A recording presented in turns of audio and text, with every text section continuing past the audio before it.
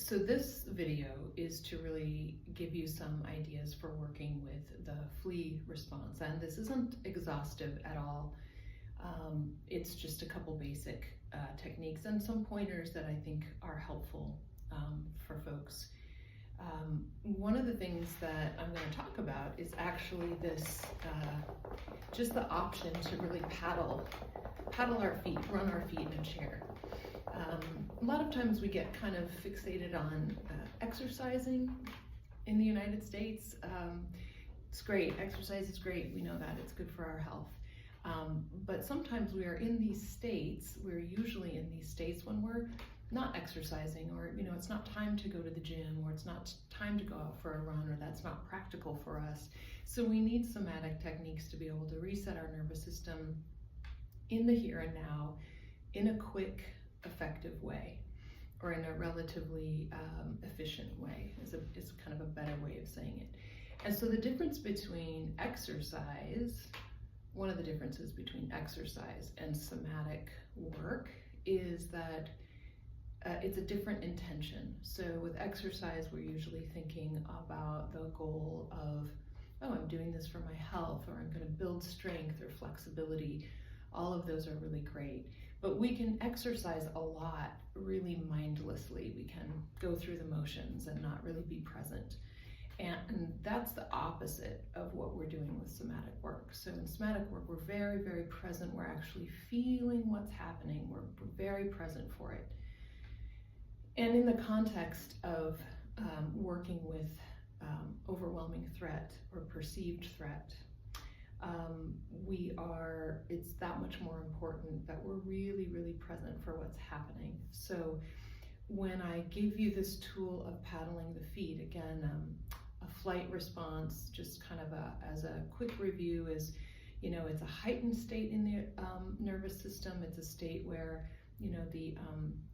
the heart starts beating faster, the breath gets shallow, higher in the chest. Sometimes there's sweating, changes with the pupils, because what our bodies are doing are they're really preparing to get the heck out of here.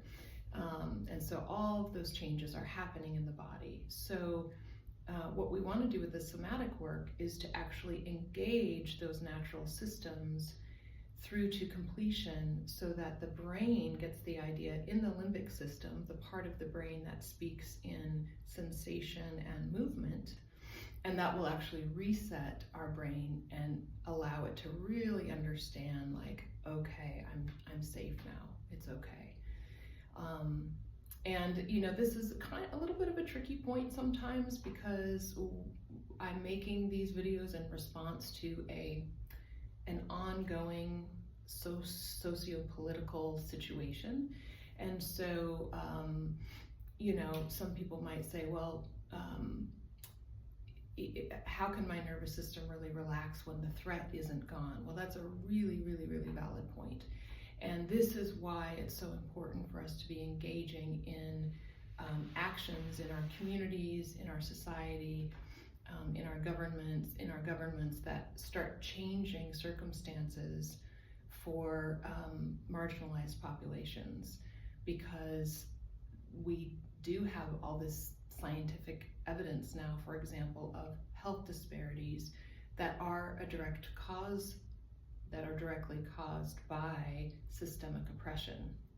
This is a whole other conversation, but that's a really valid point. It's really hard for some nervous systems, if not impossible, to completely settle when the general environment is hostile or threatening. So these techniques, however, can still help, because what we're not trying to trick our nervous system, we're actually trying to just ground in the present moment. So these sort of old systems in our bodies and brains, our nervous system, our physiology, were really designed to get us out of immediate here and now situations.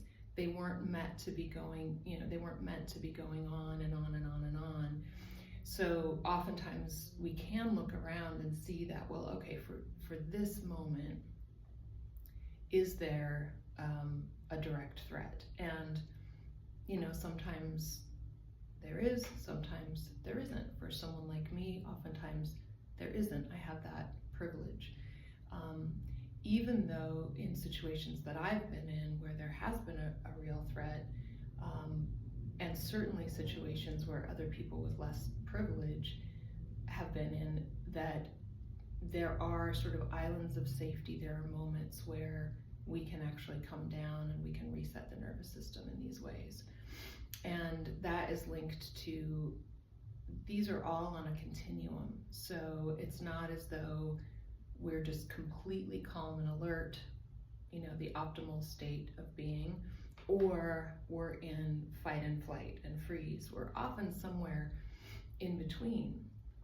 Because of the modern lives that we live, there are a mixture of threats and securities that we experience in our lives.